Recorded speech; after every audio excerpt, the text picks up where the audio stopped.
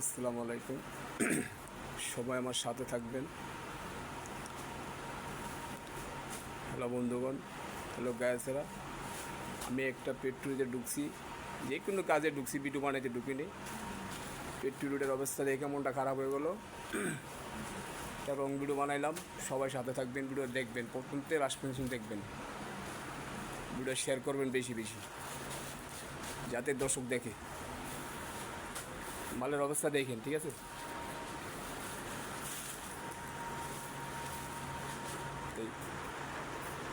এইভাবে যদি হয়, পার্টি কীভাবে ব্যবসা করবে, পার্টি কীভাবে টিকে থাকবে?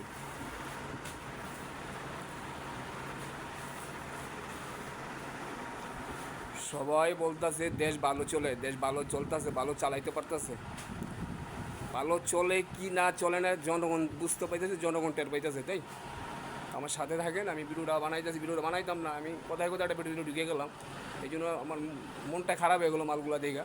এই জন্য ভিডিওটা আমি লোড করতেছি, একটা রং ভিডিও বানাবো। আমার সাথে সবাই থাকবেন, প্রথম থেকে লাস্ট ফিনিশিং দেখবেন ভিডিওটা। মালের কী পরিস্থিতি,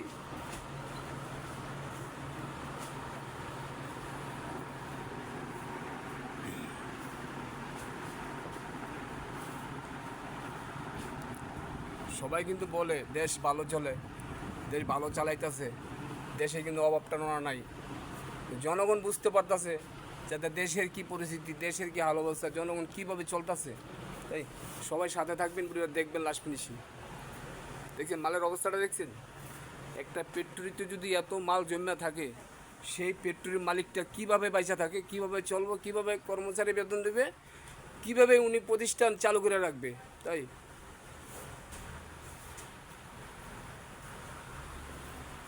সবাই সাথে থাকবেন, ভিডিও দেখবেন লাস্ট ফিনিশিং, ভিডিও শেয়ার করবেন বেশি বেশি।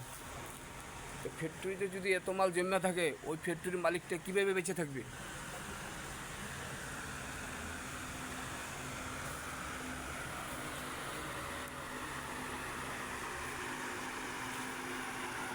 দেখছেন মালের অবস্থা, দেখছেন? পুরা ওভারলোড ফ্যাক্টরি, যে একটা মাল পাড়াইতে পারছে না। আমি কিন্তু ভিডিওটা বানাইতাম না, আমি ফ্যাক্টরিটার ভিতরে ঢুকে আমার মনটা খারাপ লেগে গেছে। এত মাল জমা থাকে, ফ্যাক্টরির মালিকটা কীভাবে বেঁচে থাকবে? মালিকটা কর্মচারী বেতন কীভাবে দেবে, প্রতিষ্ঠান কীভাবে চালাই নেবে, সেটা আমি তুলে ধরলাম। দর্শক দেখবেন, ভিডিওটা শেয়ার করবেন, বেশি বেশি শেয়ার করবেন, যাতে দর্শক দেখতে পারে। লাইক করবেন, শেয়ার করবেন, কমেন্ট করবেন যদি ভিডিওটা ভালো লাগে।